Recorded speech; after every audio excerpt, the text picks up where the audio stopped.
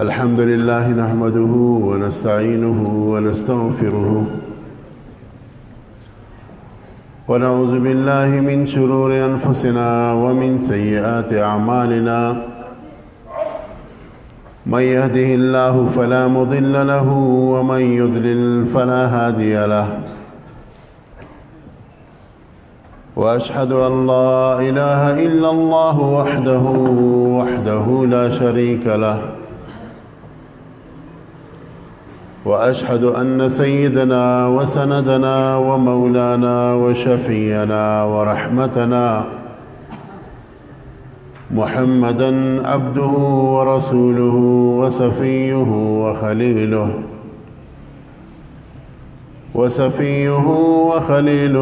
وصفوته من عباده أجمعين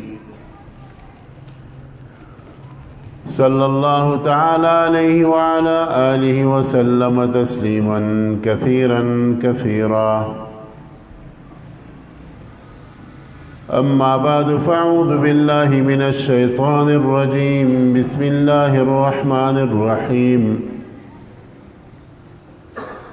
لقد من الله على المؤمنين إذ بعث فيهم رسولا من أنفسهم يتلو عليهم آياته ويزكيهم ويعلمهم الكتاب وإن كانوا من قبل لفي ضلال مبين. وقال سبحانه وتعالى في مقام آخر في قرآنه المجيد وفرقانه الحميد ما كان محمد أبا أحد من رجال رسول الله وخاتم النبيين والأعمال بالنيات إنما نوى فمن كان إلى الله ورسوله فهجرته إلى الله ورسوله ومن كانت هجرته إلى الدنيا يصيبها أو امرأة يتزوجها يؤمن أحدكم حتى أكون أحب إليه من والده والحديثان رواهما الإمام المبجل أبو عبد الله محمد بن إسماعيل البخاري او د کلام او د دې د مضافاتو دغه غیورو په اسلام باندې ډیرو مینو او درنو مسلمانانو ورونو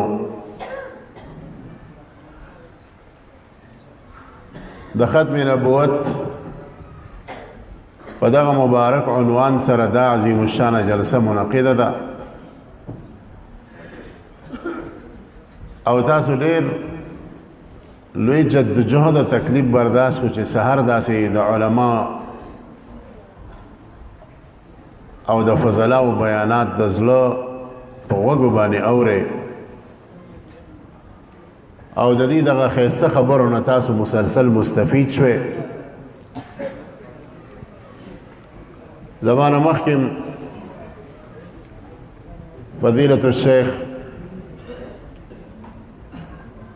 حضرت مولانا راحت حسین صاحب سابقہ سینیٹر صاحب دامت برکاتهم العالیہ مختصر وقت کی جامع خبر احساسو کا خدمت کی پیش کړي او نور علماء قیمتی بیانات وکړه زده دغه علماء کرامو چې د عالمی مجلس تحفظ ختم نبوت سره تعلق ساتي په ناموس رسالت باندې مړون کې دي او عشاق رسول دي او دغه عام مسلمانانو رونو شکریا ادا کوم چې داسې خیسته جلسه منعقده کړه پر امنا پر سکون یو مبارک عنوان سره نو الله رب العزت د دې دنیا او آخرت خسته کی او کوم ناس ته چې د مشقت نه ډکه تاسو کوئ خپل کارونه هم پریښي دي نو د دې جلسې د ختمېدو نه مخکې د الله تعالی ستاسو د ټولو مغفرت اعلان وفرمایي عزتمندو خبرې ستاسو مخې ته ډېرې وشوې قیمتي خبرې زه یو څو اهمې خبرې کوم د کتاب و سنت په رڼا کې لومبنۍ خبره خو دا ده چې د الله رب العزت په دغه بېشمارو نعمتونو کې عظیم الشان نعمتونه روحاني نعمتونه دي لکه د اسلام نعمت شو د رسول الله صلی الله علیه وسلم د ذات مبارکه نعمت شو د هغوی د احادیث مبارکه نعمت شو د الله عز وجل د دغه عظیم کتاب قرآن مجید نعمت شو د ایمان د مسجد د مدرسې نعمت شو دا هغه روحاني نعمتونه دي چې دې سره بل نعمت برابرې نه خوري خو دا نعمتونه چې موږ ته صحیح سلامت 1400 کاله د سفر نه پس بغیر د کمی او زیاتی نه را رسېدلي دي نو آیا دا د بغیر محنت او بغیر مشقت نه را رسېد آیا د اسلام دا ګاډې 1400 کاله مخکې د لاهور نه په انټرچینج روخته او د چکدرې سره ډېر په آرام باندې کوز شو که نه تکالیف پرې راغلي حقیقت دا دی چې زمون اسلافو صحابه کرامو او امام الانبیاء محمد رسول الله صلی الله علیه وسلم ډېر په محنت باندې ډېر په مشقت باندې ډېر په تکالیفو باندې د اسلام دی وړوکي بوټي لا ناله وکړه او بیا دی له اوبه ورکول د دې خصمانه کول د سینې نه بچ کول د طوفان نه بچ کول د ډېرې ګرمۍ ډېرې یخنۍ نه بچ کول دا نازک بوټي په شجره عظیمه کې بدل کړ چې کوم تکالیف پیغمبر علیه السلام او صحابه کرامو د دې دین اسلام د پاره برداشت کړي دي انتهایی نشته نن دغه محبط الوحی مکه مکرمه نه په زرګاو میل لري دغه مدینه الرسول صلی الله علیه وسلم نه په زرګاو میل لري د کلام پس مکه دا الله د توحید ناره لګولی شي د رسول الله د ختم نبوت ناره لګولی شي دې کې بنیادی لاس دغه صحابه کرامو د هغه تکالیف دي کو دی چې موږ د پیغمبر د مجلس نه جدا کیږو د مدینې نه بار نه ځو او موږ به هم دلته او د مسجد نبوي یو موز په زر یا په 50,000 باندې روایت مختلف دي د مسجد حرم یو موز په 100,000 منځونو باندې بدل نو بار د اسلام د خورولو د پاره تلل زموږ مشکل دی د سب خیال نن به دا مسلمانان وي نن به دغه د جهالت او د تیارو هغه ژوند مونږ تیرو لیکن دغه حضراتو هغه آسایشونه قربان کړو او خپل بچی او د خپل بیبیانو صحبتونه قربان کړو او په هغه زرګاو مینونه لري د دنیا په ګډ ګډ وګرځېد او اسلام یې راورسېد زه زموده مخکې سیند ته تللی وم او هغه علاقې ته راغلم چې هغې ته ټټه وایي دا هغه علاقه ده چې اسلام د عربو نه په اول ځل باندې دقه ځای ته راغلی و د سمندر غاړې ته لاړو چې کوم ځای کې د کشتۍ په ذریعې مسلمانان راغلی وو او محمد بن قاسم رحمه الله د بلوچستان د مکران په ذریعې سره د خپل مجاهدینو سره یو ځای شو او هغه ځای کې پړاو واچو هلته بیا ډېر حضرات شهیدان شو صحابه کرام تابعین هغه مقبرې ته ورغلو یو تابعی دی پکې ربیع بن صبیح دا غنوم دی. حافظ ابن حجر اسقلانی صاحب چې په صحابه باندې کوم کتاب لیکلی دی دا غي نوم دی الاصابه فی تمییز الصحابه، د 12,000 صحابه او صحابیاتو ذکر یې کړی دی، په هغې کې د دې تابعي ذکر هم دی. او په هغې کې حافظ ابن حجر غونته محقق عالم لیکي وی مات فی جزیرة الهند ودفن هناک، د هند په دغه جزیره کې دا تابعي وفات شو، هلته دفن شو، د هغه قبر ته په خوا کې ولاړو او ما ته د حافظ ابن حجر دا عبارت مخې ته خوا کې وسره د استاذ قبر، دا استاذ نوم یې نه معلوم، خو د قبر د پاسې لیکلي قبر شریف چې دا د صحابي قبر دی او د استاذ و، ظاهره ده چې د تابعي استاذ او به صحابي خو نوم نه معلوم. د هغه ځای د خلکو بیان دا و چې په دې مقبره کې په سلو صحابه او تابعین دفن دي چې هغوی د اسلام د بولبالۍ او د دعوت او د تبلیغ او د اسلام د خورولو دپاره دلته راغلي او بیا دلته وفات شو. دا لیوني و؟ د دې دماغ خراب نه، د دې په زړه کې د اسلام هغه رڼا وه، د ایمان بشاشت خوشحالي وه او دې غوښتل چې تمام انسانیت د جهنم د اور نه بچ شي. لہذا هغه غم، هغه فکر او هغه سوچ د هغې ښکلي ځایونو نه راوباسل او زموږ دې ځمکو ته یې راوستل او د ایمان د عظیم دولت یې موږ ته راورسول. حافظ ابن کثیر رحمت الله علیه په خپل مایناز کتاب البدایه والنهایه کې دا واقع لیکلی ده چې د اسلام ابتدا وه مکه مکرمه کې، ځکه اسلام پټ و، د کفارو کثرت و،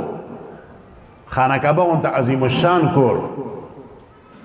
چې د 4,000 کالو نه جوړ دی او مبارک کور دی، هغه دننه د بوتانو نه ډک 300 نه زیات بوتان پکې پراته. خلکو بوتانو ته د الله په دې مبارک کور کې تندي کې خو د بس مکه بوتانو ته دونه غټ ضرورتونه او به مشکله اتیش کسان مسلمانان شو. سیدنا ابوبکر صدیق رضی الله تعالی عنہ مسلمان شو. هغه راغی پیغمبر علیه السلام ته وی د الله رسوله زړه مې غواړي چې په چغو چغو په دې خانه کعبه کې او په بیت الله شریف کې د الله توحید ته خلق راوبلم. رسول الله فرمایل ابوبکر لا وخت نه دی، زموږ تعداد کم دی. هغه اصرار وکړو ای د الله رسوله صبر نه ماله اجازت راکړي.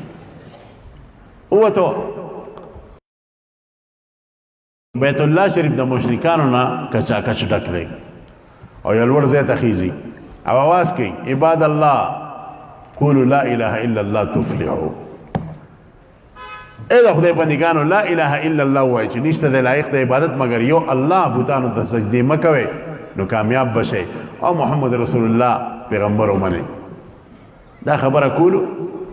خو ډېر بدماش قومو، لہذا د ګډ ګزارونه شروع کړو. عتبه بن ربیعه یو کافرو او بغض او کینې ځای ته رسول جهنمي کړی، ځکه د پیغمبر علیه السلام د مبعوث کېدو نه مخکې دین حسابولی شو، نو خلکو به دا وي چې په بني اسماعیل کې کوم پیغمبر را روان دی هغه کیدی شي عتبه جوړ شي. عتبه خو جوړ نه شو، نبوت محمد رسول الله عظیم هستی ته ملو شو، نو دی په بغض او کینه او حسد کې مبتلا شو، حسد تباه برباد کړ. نه دغه عتبه راځي او ابوبکر صدیق صاحب د ګریوان نه نیسي دا لوړ ځای نه او ښکته راګوزاري او په سینه ورته کیني او دا چپړو کې میخونه راوتي او په هغې پرې راباندې کوي، ټکی یې ټکی یې دونې وخي چې ابوبکر صدیق غونته عظیمه هستي د سر نه تر خپو پورې په وینو کې لت پت شي او بېهوشه شو. او کوم ځای کې چې دې مسلمان لیدو بس راکېښودی وی پیغمبر علیه السلام دې په مشکله باندې صحابه بچ کو. بنو تیم دا د سیدنا ابوبکر صدیق صاحب قبیله وه، ځکه د هغې مضبوطې قبیلې سره تعلق و، قرشي و. بنو تیم رال خلکو یې دې مړ دی او دې په څادر کې اوچت کو او واپس رال. بنو تیم قبیلې والا اعلان کوي په خانه کعبه کې ای خلکو اورئ لو مات ابوبکر لنقتلن ربیعه، عتبه ابن ربیعه، قسم دې کو ابوبکر مړ شو د عتبه خیر نشته، د سر به موږ د تنې نه جدا کړو. او زی ام رومان د مور د مسلمانانه نه دغه وخت وروسته مسلمانه شو صحابیه او د ناسته ده دی بېهوشه دی ټول قوم بنو تیم راغونډ شو چې دی اوس کې راځي او که نه مازدیګر شو او ابوبکر صدیق سے په هوش کې راځي او شونډې رپوي نو یو بل ورته دا غوږ نږدې کړو نو لومبنی لفظ چې د هغه د شونډو مبارکو نه برآمد کېږي هغه دا دی کیف حال رسول الله پیغمبر علیه السلام څه حال کې دی د محبوب علیه السلام څه حال دی هغه بچ دی که نه د خپلو وینو پروا نه د خپلو تکالیفو پروا نه په دغه حال کې د پیغمبر علیه السلام تپوس کوي دې ته وایي عشق رسول نو قوم ورسره بایکاټ کوي ښه د کم محمد د لاسه چې د دې حال ته رارسېدې وال ټکول دې وخوړو اوس هم ته د هغه تپوسونه کوې یاره تا ته خو مونږ د سړي زامن نه ښکارو راپاسې هلکو ته د سره بایکاټ وکړې دی خو لیونی دروغ نه دی د خپل جان پروا نشته راپاسې ټول قوم ته لاړ بایکاټ شو مور ولا خوراک وروړي بچی دا خوراک وخوره والدي خوړلی تکلیف کې دوایي واخله او نه په الله مې د قسمي تر څو پورې مې چې پیغمبر علیه السلام نه لیدلی هغه پورې به خوراک څښاک ونه کوم مور ته بچیا زه خو ستا د ملګرې پوره نه پېژنم چې دی به په کوم ځای کې هغه ورته وایي لاړ شه ام جمیل له نوې مسلمانه شوې ده ام جمیل ته به یې پته وي چې کوم ځای کې دی او څه حال کې دی نو مور ام رومان زی ام جمیل له دا ام جمیل څوک ده بعض روایتو کې راځي دا د حضرت عمر صاحب خور ده او بعض روایتو کې راځي چې دا بله صحابیه ده ورټکي ام جمیل لوزي حالات خراب دي د مکې مسلمانانو ته سخته خطره ده نو خیر دی ام رومان څنګه رالی وی زه زوی رالیږلی پیغمبر علیه السلام محمد چېرته دی د هغه ملګری نه هغه خو په یقین نه کوي هغه وایي دا خو مسلمانه نه ده وی ما ته پته نشته زه واپس وی نه ما ته خبره وکړه زه زوی رالیږلی داسې نشم تللی وی زه په تا یقین نه کوم ته مسلمانه نه ما خپل زوی له په خپله بوځم ابوبکر صدیق دی راولي او ابوبکر صاحب د سر نه تر خپو پورې په وینو کې خوش خو چې څنګه ویني زنانه ذات دی نو په چغو شي جاړي الله او وی خدای خو یې دغه لاس تباه کړي چې کوم لاسو باندې تا ګزارونه کړي دي ته خو د محمد رسول الله خاص دوست او ملګری وې یارې چنانچه هغه ورته تسلي ورکړي زه ټیک یم ما ته دا پیغمبر علیه السلام څه دی نه وله دې مور ته ګوري ام جمیل چې یاره دې په مخ کې نشم ویلی نو نه پروا مه کوه دا اگر چې مسلمان نه خو زما مور ده زما پروا کوي خیال مې ساتي وی هغه دار ارقم کې دی حضرت ارقم سے پکور کې دی په خیریت سره دی وی ما ولا بوزي مور ولا بیا خوراک وړي قسم دی چې تر څو پورې بوتلې نه پیغمبر مې په خپله نه لیدلی نه کوم خوراک دې ته وایي محبت دې ته وایي عشق ای بچی رڼا ده په رڼا کې که د بوزونو نورو خلکو ته به پته ولګي بیا به نقصان ستا صاحب ته ورسوي پرېږده چې تیاره شي نو چې تیاره شوه یو لاس یې په خپلې والدې واچو بل لاس یې په ام جمیل واچو خپې راښکلې شوې دارې ارقم پورې ورسو او دروازې چې ګلو کې پیغمبر علیه السلام مخامخ ناست دی او ابوبکر صدیق چې په وینو کې لت پت ولیده ورته راغاړه وته الله اکبر ابوبکر تا خو د اسلام دپاره ډېر غټ تکلیف برداشت کړ او ورته ګوره دې حالت کې هغه محبوب علیه السلام له تسلي ورکوي هسې نه چې زما په وجه د تکلیف ورسي ورته وایي د الله رسول ټیک ټاک یم خو د عتبه ظالم په مخ رانه یو څو ګزاره کړي دي د هغې داغونه دي باقي صحیح دا وینې هسې دي بېدلي دي صرف نور ټیک ټاک یم ما د ګوډه نه یم او بیا په دغه وخت کې هغوی سره د اسلام دونه فکر او غم دی چې دعوت نه پرېږدي نو فورا ورته وایي هذه هم یا رسول الله دا زما مور د ام رومان اول ولا دعا وکړې او بیا ولا د اسلام دعوت ورکړي چې الله اسلام کې داخله کړي پیغمبر علیه السلام دعا کوي او بیا د مور له دعوت ورکړي چې ګوره کلمه ووایه کامیابه به شي همیشه دپاره وایي چې بس کلمه راته وایه لا اله الا الله محمد رسول الله کلمه ورته په دې تکالیفو اسلام را رسېدلی د رسول الله د مکې ژوند ډېر سخت و 14 کال په سخت تکلیف کې تېر کړي چنانچه د حج موسم به چې کله راغی نو پیغمبر علیه السلام به مختلفو ځایونو نه راتلونکو خلکو ته د ایمان او د توحید او د اسلام دعوت ورکو دا د نبوت تقریبا 11 کالو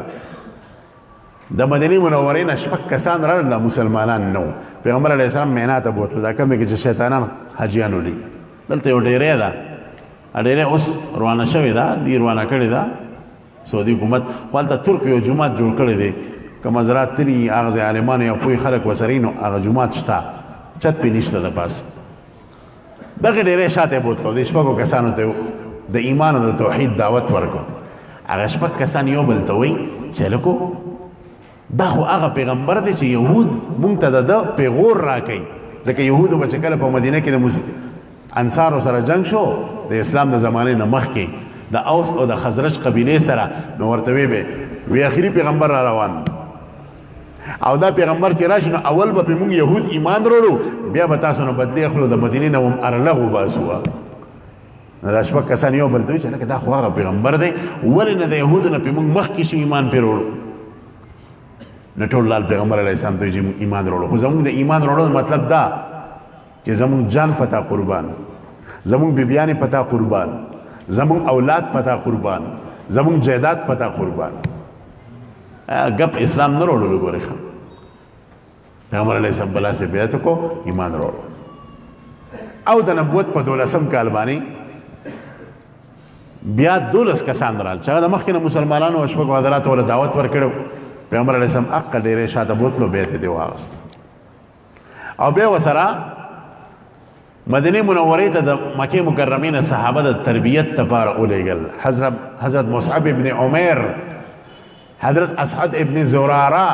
رضی الله تعالی عنهما او نور صحابه باسي دی ورسره ولېږل وی دی به هلته قرآن خلکو ته ښیي مونځ به ښیي نو چې د نبوت 14 کال شو نو تقریبا د مدینې منورې نه 76 کسان رال چې 2 پکې زنانه وي او 4 پکې سړي وو او ټولو د پیغمبر علیه السلام بیعت واغست مسلمانان د مخکې نو بیعت یې واغست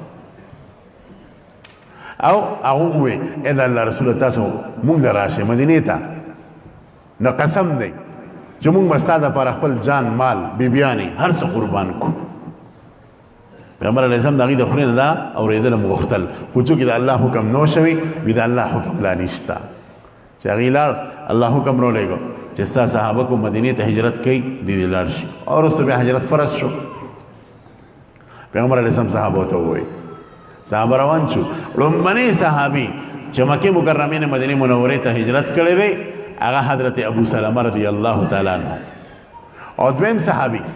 چې هغه هجرت کړی دی د هغه نوم عامر ابن ربیعه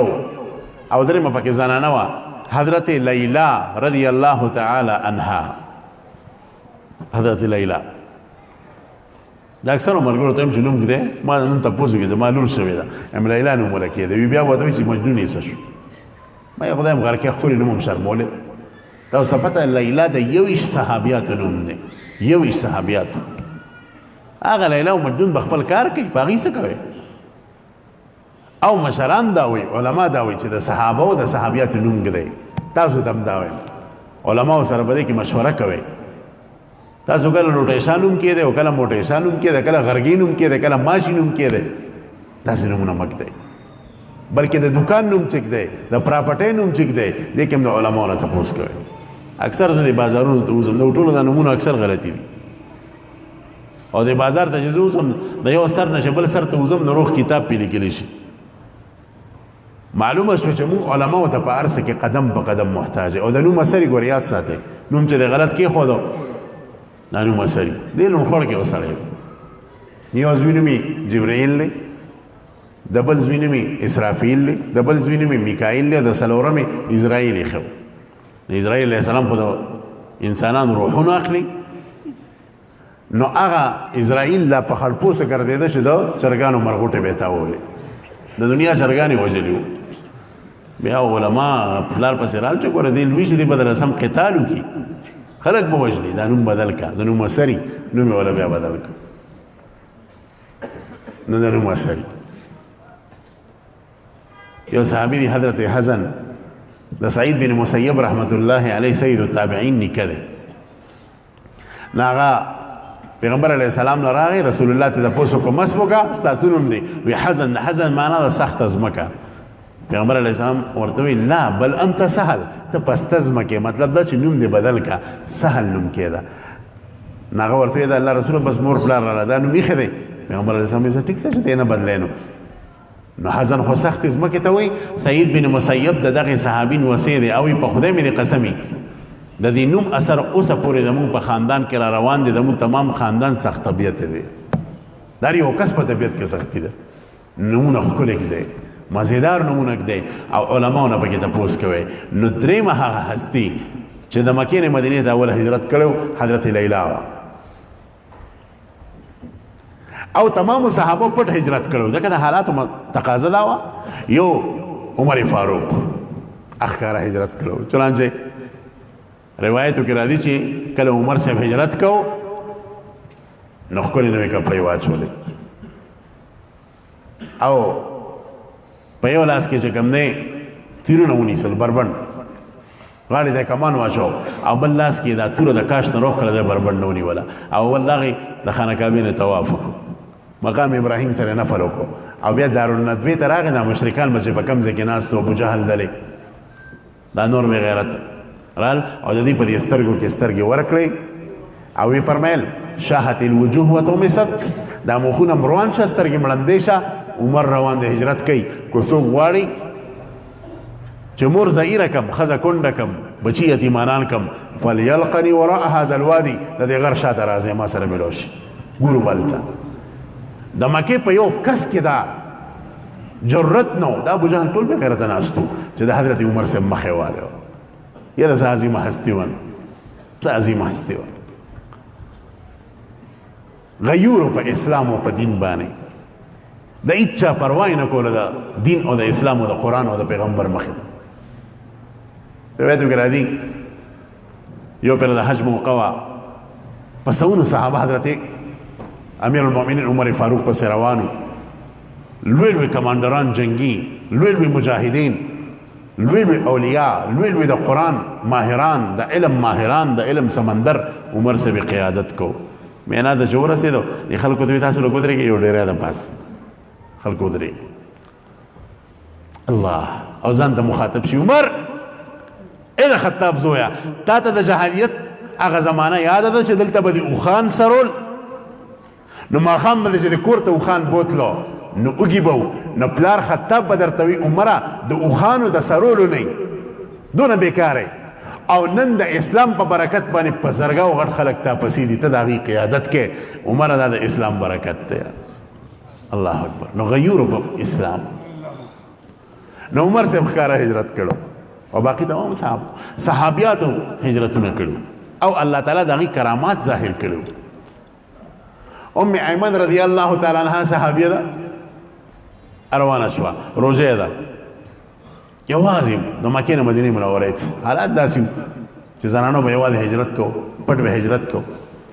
روژه وه او د حجاز مقدس دا ګرمي بالکل شولي وړي او تیاره شوه پې روژه ماتې وخت شو اوبه نشته چې روژه پې ماته کړي کجوره نشته چې روژه پې ماته کړي جبې روزي او په دغه وخت کې الله ته متوجه شي یا الله د اوزو کوزو نه زما امداد وکړي زه خو ډېره تږم نور زه تاب نشم وروړی طاقت مې نشته. کرامت ظاهرېږي وي د اسمان نه داسې کشار کېږي وي چې وی کته پلې راکوز شوی دی بوکه ده ورپسې بوکه پېژنئ که نه اوبه چې پکې راوباسي کوی نه او تازه اوبه دي پکې او په دغه سخته ګرمۍ کې به دا خوله ږدي او سکي دغه خوږې اوبه هغه جنتي اوبه وي. روایتو کې راځي دغه صحابیه تر مرګه پورې بیا دوباره شرط هم نه ده تکی شوې د اوبو ضرورت ته نو راغلی بلکې په سخته ګرمو کې به روژې نیولې او غرمو ته به منډې والې چې تنده راته ولګي د تندې د روژې خپل خوند دی لیکن هغې ته چرته هم تنده نه ولګېدل. دغه رنګې پیغمبر علیه صلات وسلام درسته حکم وشو ځکه هجرت شروع شو د محرم په میاشت کې د دې وجې نه زمونږ لومړنۍ اسلامي میاشت کومه ده محرم ده ولې د دې نه هجرت شروع شو او د دې نه پس څو میاشتې پس چې ربیع الاول راغی نو پیغمبر علیه السلام ته په دغه میاشت کې د هجرت حکم کېږي. مشرکان پوه شوي وه نو دوی مشورې کولې چې لکه دا خو ټولو مسلمانانو هجرت وکړو او دا محمد به هم رانه هجرت کوي ګورې چې روغ ده نه ونوځي لهذا مشوره وکړې نو تمام مشرکان د مکې راجمع شو یو طرف ته مشوره کوي خفیه وی د تهامې خلک به نه راځي. تاسو ته پته ده چې حجاز مقدس دوه حصې ده یو غرایزه علاقه ده لکه ستاسو د کالام ده دا علاقې چې هغې ته مې د نجد علاقه وي او نجدیان د پیغمبر علیه السلام سخت مخالف او یو اواره علاقه وه هغې ته مې د تهامي علاقه وي د تهامي خلک د پیغمبر علیه السلام سره مینه ناک وو دوی به نرمه ګوشه ساتله نرمي به یې کوله اسلام ته مایله وو نو مشرکانو مشوره کېښوده او وی چې ګورئ د تهامي یو کس دلته را داخل نشي روایت کې راځي وی شیطان دغه وخت انساني شکل اختیار دی راغی یو سپیر بوډا یې ځان نه جوړ کړی یو ښه سړی ښه بوږه سړی په ځان راچولې وه او ور داخلېدو دې کسانو راټینګ کړو بوډا چلته دی ډېر څه بدبودار انسانه هغه څه دا خو د غټایټو مشوره شروع ده وی د خدای ظالمانو ما پرېږدې ده به دله ډېره فایده درکړم او زه د نجد یم تجربه کار یم چې هغوی د نجد دا نوم واورېد نو هغوی ته غاسې پته وه چې نجدیان د پیغمبر سره سخت دشمني لري بیا لکه دا پرېښودو مشوره شروع شو یو کافر پاسېدو څه وکړو یاره داسې به وکړو چې د پیغمبر علیه السلام دا کور دی د دروازې د پاسه میخونو ټک وښې کاڼي ورته کېدی لیو پې وکې چې دننه محمد مړ شي نعوذ بالله شیطان را پاسېده دغه بوډه شیخ کبیر به دې ته وایي شیخ کبیر پاسېده وی نه داسې ونه کې د محمد ملګري ډېر تیز دي ولې صحابه دا شاته دیوال به اوچئ مات پکې او خپل ملګري به درنه وتښتئ بیا به څه کوې هلکه وی د دې شیخ کبیر خبره صحیح ده شیطان ناره یې ورکړه بل کافر پاسېدو یاره د ما رایدا ده چې په اوښ باندې کښېنم ویې تړې د اوښ د پاسه اوښ له پکونه کې لاته ورکړې چې بار ځي خلاص به شو دی ته خو مونږ پوزې له راوستي شیطان بیا پاسېدو وی ګوره دا کارونه کې تاسو ته پته نه ده محمد په خوله کې ګورې سحر دی جادو دی جادو دی ګوره کو دې بار ووته او اوښ هم وله اوس غلو نو بار به ډېر کسان ځان سره کې په دوی مرض به درنه مکه پته کړي ګورې لکه دا خبره هم ټیک ده ابو جهل پاسېده د شیطان وړو کې رو رو کشر رو رو دی وی زما ذهن کې خو یو رایه ده وی څه وی د دې ټولو قبیلو یو یو دوه ځوانان راجمع شي او نن ماسخوتن به د محمد د کور محاصرې حمله به پکې وژنو په کټ کې او بیا به عبد مناف چې د پیغمبر علیه السلام قبیله ده هغوی به په چا باندې دعوه کوي یو کس خو به نه لہذا بیا به الاخره کې هره قبیله لږ لږ دیت راجمع کړي نو چې راجمع شي به ډېر دیت جوړ شي نو بس عبد مناف له به ورکړو خلاص به شو بیا لکه دا خبره صحیح ده شیطان راپاسېدو هذا هو القول دا د کاڼي ګرخه ده چنانچه ټول خلک کفار راجمع شو او د الله جیبه نظام دی کنه دین د قربانو سره تړلی دی په دغه شپه باندې الله پیغمبر ته حکم کوي پیغمبر په دې شپه به ته هجرت کوې حضرت علی صاحب د ما بستر سملا او علی په خدای مې د قسم ستا یو ویختم څوک نشي زارولی نقصان نشي رسول وی ډېره ښه ده پیغمبر علیه السلام راووتو دغه وخت کې د هغې معجزه ظاهره شوه چې کفارو نه لیدلو حالانکې محاصرې په منځ کې ګرځېدل او روایتو کې راځي چې بعضې خاوره به یې راواغسته د بعضې کفارو به دې سرونه به یې اچوله چې دوی پوهېږي و که نه نو لږ وخت پس به وایي چې یاره دا خاوره ده کومې راله سرونه به یې څنډل او بعضې کفار خو په کاڼو باندې وویشتل چې دوی پوهېږي دا غټای کفار پکې کم روایتو کې راځي وي دا خاوره چې وله په سر باندې اچوله محدثین وایي دا دې طرف ته اشاره ده چې څنګه خاوره ذلیله په ځمکه پرتې دقه شان الله تاسو ذلیله کړې زما په مقابله کې او زه صحیح سلامت ستاسو د منځ نه وښکلم او کوم کفار چې په کاڼو ویشتي و روایتو کې راځي هغه بیا مړه شو مردار شو او د چا په سر چې خاوره اچوله هغې کې بعضې مسلمانان هم شو پیغمبر علیه السلام لاړو د دې نه مخکې ابوبکر صاحب پیغمبر علیه السلام پسې راغلی و ای د الله رسوله ټولو خلکو هجرت وکړو عمر هم هجرت وکړو ابوبکر له اجازت ورکړې چې هغه هم هجرت وکړي رسول الله ورته وایي نه ابوبکر ته ما سره ایثار شه داسې اندازه ده چې الله ما ته حکم کوي د هجرت نو ته به ما سره هجرت کې هغه د خوشحالۍ نه ډېر زیات حیرانه شو او فورا بازار ته لاړو دوه اوښان یې واغسته او عامر ابن فهیره د ده غلامو صحابي دي اته وی دا اوسره وخو په دې به هجرت کوو زه د الله رسول چنانچه د شپې پیغمبر علیه السلام ورغی ورې وټکه ابوبکر صاحب د الله رسول خیر دی دا خو نیمه شپه ده ابوبکر الله حکم وکړ چې دواړه هجرت وکړي الله اکبر حضرت عایشه د دې حدیث روایت کې فرمایي چې دا خبره کور ته راغله کور کې منډې جوړه شوې ځکه تادی کې وتلو پیغمبر علیه السلام فورا به وځو نو مونږ کره د کجورو یو تیلی وه نو زما خور حضرت اسما بنت ابي بکر هغې فورا دا تیلی راواغسته نو د تیلی د سر د تړلو دپاره څه اونه د خپل لوپټه مبارکې وشلوله او د هغې په هغه ریخه باندې هغه بوجه وتړله د دې وجه نه الله ته د عمل ډېر محبوب د دې وجه نه د صحابي لقب دی ذات النطاقین اسماء بنت ابي بکر هغه صحابي چې د اسلام د پاره خپل لوپټه دوه ټوکړي کړي وا ذات النطاقین دا مان او مشکې زم ولا برابر ک پیغمبر علیه السلام دی ووت غار سور تلال تاسو په غار سور د سوقتنی کم از کم 2 غنټه خولګي او ابو بکر صاحب دنه داخل شو صفائی وکړه او یا پیغمبر علیه السلام ته د الله رسول راځي ټول سوري بند کپړو مپړو باندې یو سوري پاتې شو هغې ته د خپل غټه ګوته کېښوده او دې کې یو څیز ټک ورکړو په دغه کې پیغمبر علیه السلام د ده په دې جوړې کې سر مبارک کېښو ستړی و نو اوده شوی و ارام یې کو نو دغه دوران کې ابو بکر صاحب له څیز ټک ورکړو هغې ستی کو بلکل خو هسې نه چې د رسول الله آرام خراب شي خوځېدلی نه دی ګورئ خوځېدلی نه دی خوله پرې راغله د ډېرې سختۍ په وجه حالانکه دا میاشت د ربیع الاول و د ربیع الاول په میاشت کې سړځي ګرمي نه وي او په سړځۍ کې به چا خوله نه راځي خو په هغې خوله راغله نو پیغمبر علیه السلام په رخ مبارک باندې خوله پرېوته نو هغې راپاڅېده او بکر دا خوله څه کوي په تا باندې ای د الله رسوله څه ټک راکړو په خپه باندې ستی کړم ښه دی خوا که رسول الله په خپل لعاب مبارک لاړې مبارکې ولګولې فورا ټیک ټاک شو او د هغې نه پس بیا مشرکان راځي او مشرکانو تاسو ته دا خبره معلومه ده علماو دا اورېدلې ده چې سلو خان په انعام کېښود چا چې محمد راوستو یا دغه سر راوړه ماشاءالله بلکل د سر ته رسي د غار سر ته الله تعالی په خپل اسماني لښکرې راولېږي ولله جنود السماوات والارض چنانچه یو خو یې غڼه راولېږله عنکبوت چې ورته وایي د دې غار د پاسه جال واچو چې انسان دلته نه دی ننوتی کرکوړې راله کرکوړې پېژنې ځنګلي کمتر کوتره هغې اګې واچولې ډېر د انسانانو لرې تښتي هلته انډې واچولې او یو ځنګلي بوټي هلته راوختو چې د هغې هغه ګل عرب په بالښتونو کې استعمالوي واښه غونتی عرب چې کله هلته ورسېده دا مشرکان نو قیافه شناس به مو سره په عربو کې قیافه شناس ډېر مشهور و لکه یو کس ته به چې وکته لکه ستا پلار پلانکي و نیکه دې پلانکي و نیکه دې پلانکي قیافه شناس دې ته د نښو نه مې پته لګوله دا په عربو کې مشهور و نو د غار مخې ته په خاورو کې چاپونه د خپو جوړ شوي نه قیافه شناس چې چاپې ته وکته وي په الله مې دې قسم دا د خپو چاپه خو د ابوبکر د خپو ده زه د ابوبکر خپې پېژنم دا چاپه د ابوبکر د خپو ده او دا بله چاپه خو ماته نه ده معلومه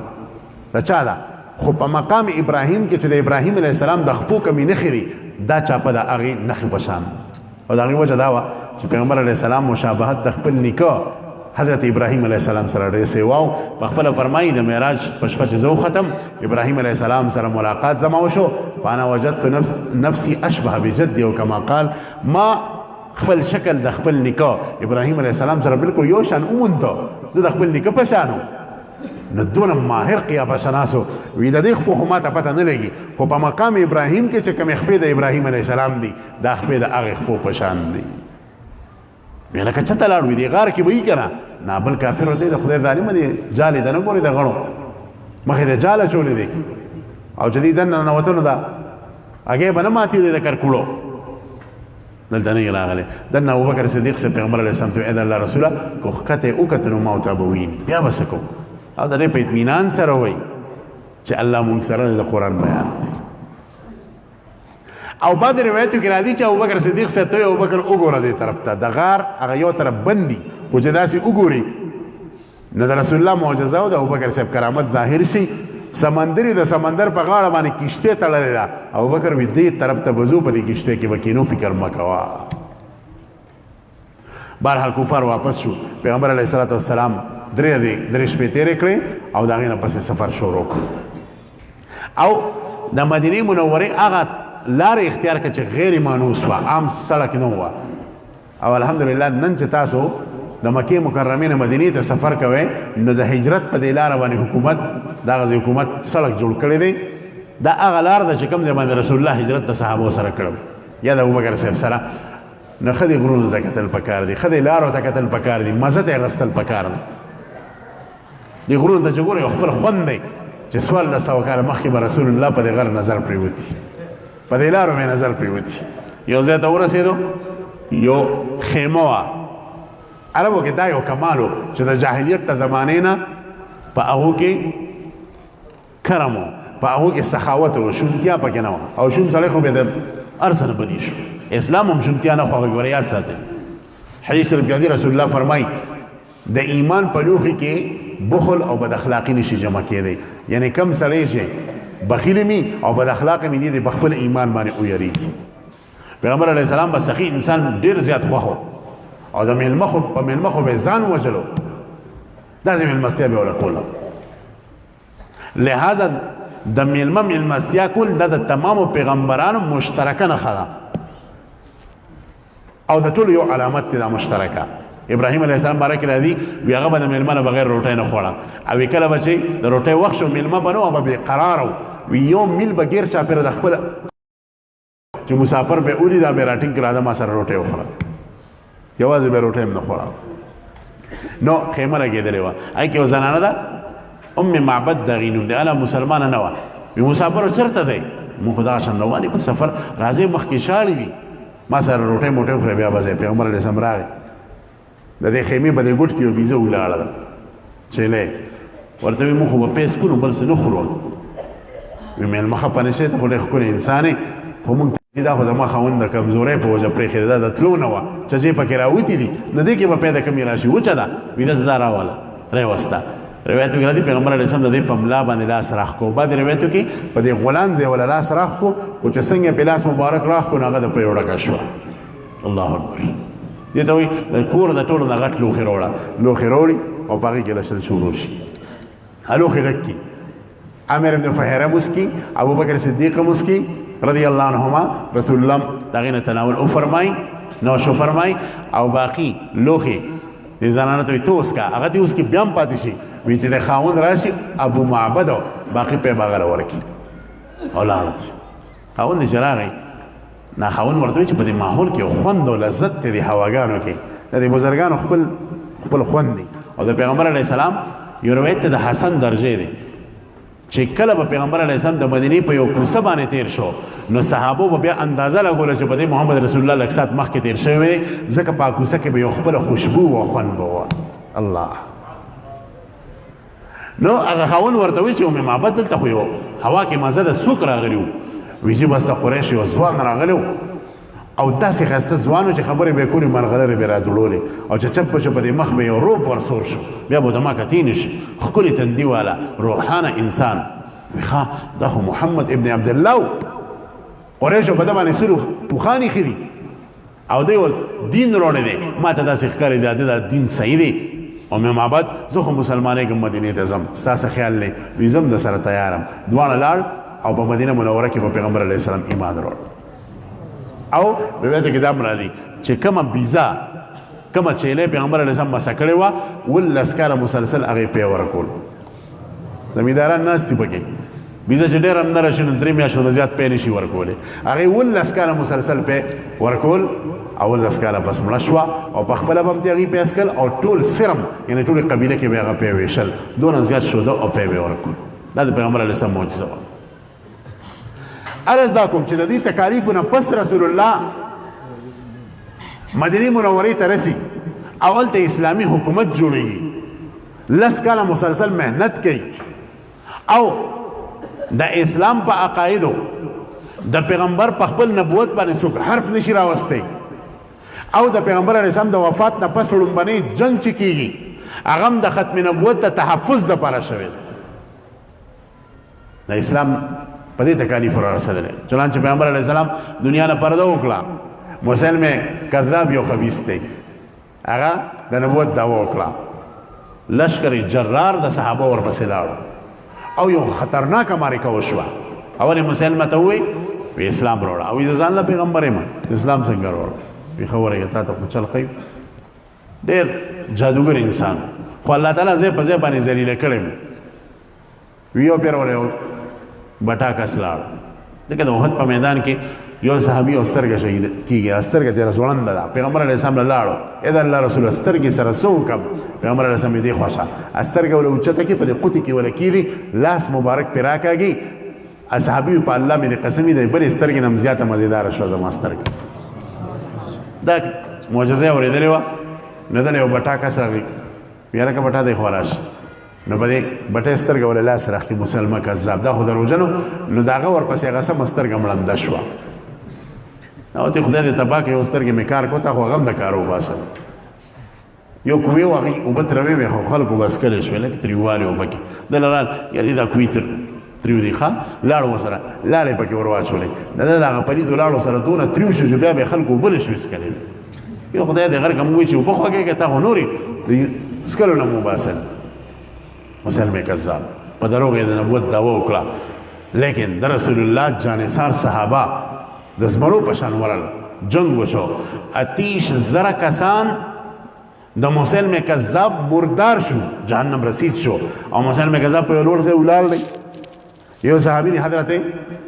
وحشي دا هغه صحابي دی چې د کفر په وخت کې د ده د لاس نه حضرت حمزه رضی الله تعالی عنه اسد الله الغالب د پیغمبر علیه السلام بهادر تر شهید شو او د اکثر دا غم کو چې مانه خو ډېره غټه خطا شوې ده ای الله په اسلام کې به زه داسې کارنامه کوم چې د خپله خطا به پرې ختموم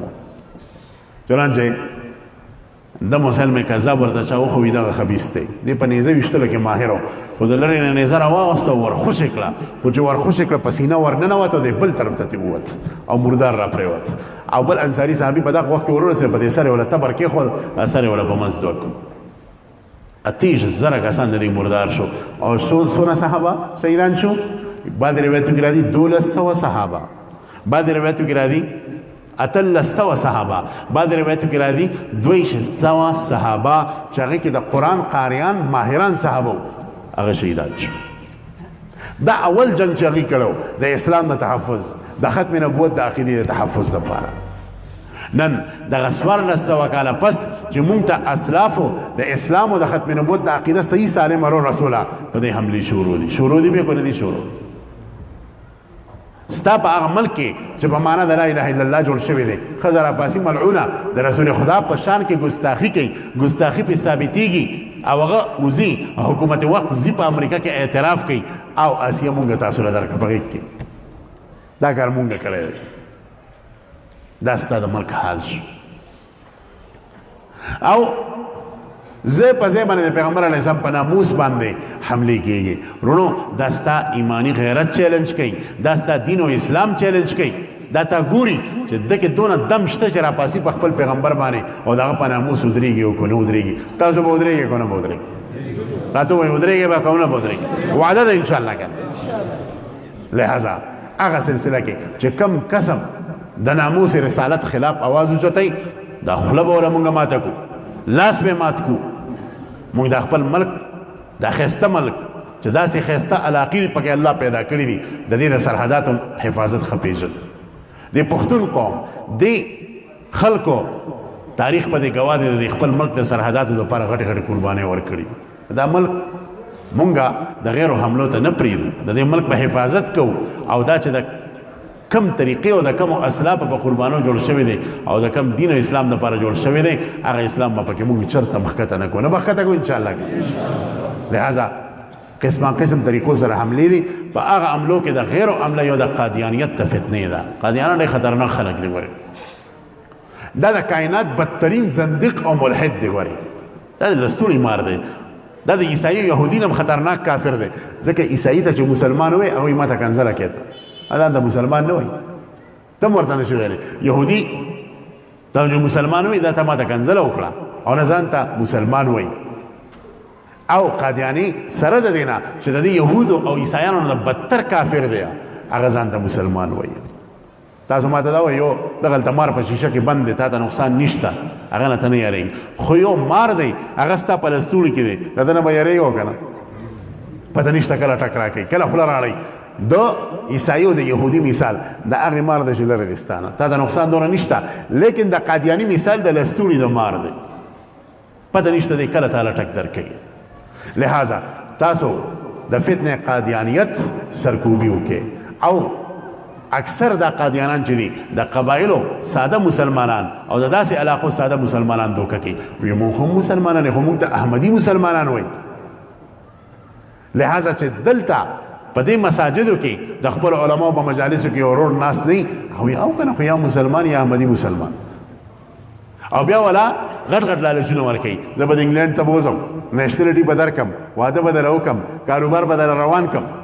لہذا د صرف احمدي مسلمان شه دا مسلمانان دي خو احمدي ورسره لګي نو که ده ته د دغې خطرناکې فتنې پته نه نو دی د ایمان د لاس وینځي تباه برباد شي او د پیغمبر په غټو دشمنانو کې شامل شي او یاد ساتئ د دې چې کوم کپنې دي د پروډکټس دي شیزان دی نور دی هغې کې یو خاص فیصد ربوی ته ځي د دې مذهبي ځای دی او هغه د مسلمانانو خلافه پیسې استعمالي او ډېر په افسوس سره وایم ستاسو موږ ته دا خبره را رسېدلې ده چې بره غریزو علاقو کې باقاعده د دغې قادیانانو پروډکټس استعمالېږي د دې شربتونه استعمالېږي د دې دغه رنګې نور چې د دې د کپنو جوړ سامان دي د دې چینې چې د کپنو جوړېږي د دې د کپنو جوړ غوړي استعمالېږي تاسو مکمل د دې نه بایکاټ وکړئ واده د انشاءالله بایکاټ به کوئ که نه ګوره په دنیا کې دوه قسمه قومونه دي یو قوم مسلمان دی یو د مسلمان نه علاوه دی مسلمان چې خرابې دغه معاشیت کو کمزوري کې دغه کاروبار کمزوري کې هغه نه خرابېږي خو که هغه خرابې ایمان والا کمزوري کې د دې وجه نه کفر زموږ د معاشیت خلاف اواز نه اوچتوي زموږ د ایمان خلاف اواز اوچتوي او یو د مسلمان نه علاوه قوم دی کافر هغې کې قادیانان هم دی که کافر قوم خرابې نو د دې معیشت خراب کړه چې معیشت دی ولا خراب کوم لا دی ولا ماته کړه ایمان خو دې سره شته نه لہذا که دغه قادیانان او نور دغه خلک خرابوي د دې معیشت نه بایکاټ وکړي دې وخت کې قادیانیت غټه فتنه ده لہذا د دې چې په کوم ځای کې پروډکټ سي د دې نه بایکاټ وکړي معامله ورسره قطعا ونه کوي ګورئ معاملې نه مکمل بایکاټ وکړي دا د پیغمبر علیه السلام غټ دشمنانی سبب رسول الله ته په حوض کوثر سره سترګې څنګه میلاوي سبب د پیغمبر پاک د لاس مبارکونه دغه د شرابو کنټرول څنګه اخلي د جنتي شرابو او دغه جنتو صفا اوبو سبب د پیغمبر علیه السلام سره د محبت دعوت څنګه وکړي چې دغه د دشمنانو سره ته تعاون کوي نو انشاءالله چې هیڅ قسمه تعاون به دې سره نه تر دې پورې کو دې کې د اټولو والا څوک ناست دي 180 اټولي دي دلته او که مقامي خلک یې کو اټولو والا مالکان یې کوني تاسو ته دا خبره ورسوي چې تاسو ته پته ولګي چې ټوریسټو کې سیل کوونکو خلکو کې قادیانان راغلي دي نو ستاسو ایماني غیرت دا دی چې دې د هوټل کې قطعا ځای ورنه کوي خبره مې صحیح ده که غلطه ده ارلغې روباسئ د رسول الله دشمني زما علاقې ته راغلی هغه امام الانبیا چې د هغه د برکت نه دا ښایسته دنیا الله پیدا کړې ده ته په هغه باندې حمله کوونکي او دشمن یې دغه ته راځئ زما هوټلو کې دی راکېږي هېڅ چرې به دله ځای درنه کړي نو هغه به ارلغ وباسئ دا د هوټلو والا ته هم دا خبره ورسوئ او کلم چې تاسو ته علماء کرام او الحمدلله علما همیشه د امن لاره ښیي دې د اختلاف لاره نه ښیي عالم چې عالم یو فسادي نه ګوري چې کم فسادي هغه عالم نه دی ګوري عالم به همیشه خلکو کې امن راولي همیشه به د جوړ خبره کوي د ټول خبره ونه کوي د مینې او د محبت او د وفا پیغام به ورکوي زموږ د محبوب پاک احادیث په دې باندې په سوونو دي یو حدیث کې فرمایي الراحمون يرحمهم الرحمن ارحموا من في الارض يرحمكم من في السماء چې رحم کوونکي او نرمو خلکو باندې رحمان هم رحم کوي لہذا تاسو د ځمکې په مخلوقاتو په انسانانو په ځناورو رحم وکړئ په تاسو به هغه ذات رحم کوي چې د چا په قبضه کې اسمانونه دي یرحمکم من فی السماء پیغمبر علیه السلام موږ ته د رحم د نرم دلۍ د امن د یووالي د جوړ پیغام راکوي لہذا دغه علما دغه پیغمبرانو وارثان دي رسول الله په خپل فرمایي العلماء ورثه الانبیاء علما د تمام پیغمبرانو وارثان دي نو زمونږ چې کوم حق پرست علما دي او دلته خاص کر د ختم نبوت د عالمي مجلس سره جوړاو دي او دغه نور حق پرست دي چې موږ ته کله یو مهذب انداز باندې مثبت انداز باندې اوازه ولګي نو دې موږ به دې سره ودرېږو به انشاءالله کنه او د خپل ملک حفاظت وکړو نظریاتی لحاظ سره هم فکری لحاظ سره هم د سرحدات لحاظ سره هم الله رب العزت موږ تاسو له په دې خبرو د عمل کولو توفیق راکړي زه خراج تحسین پیش کوم د دې ځای دغه غیور علماو ته دغه اسلام سره مینه کوونکو وروڼو ته او دغه پاکو مسلمانانو ته چې د خپل پیغمبر پاک علیه السلام سره د مینې دعوه کوي او د توحید په دغه عظیم شان دولت سره الله پاک سرشار کړی بیا زدی د خراج تحصیل پیش کوم چې داسې مهذب انداز کې مجلس منعقد کو چې باغی کې په کثیر تعداد کې علما رال چې تشریف فرمان دی وسه لاړ او هغه تاسو تخفل مفید خبرونه مستفید کې د کتاب او سنت پر اړه کې الله رب العزت موږ تاسو لا په دې خبرو باندې د عمل کولو توفیق راکړي زه په دې خبرو اکتفا کوم واخر دعوانا ان الحمد لله رب العالمين.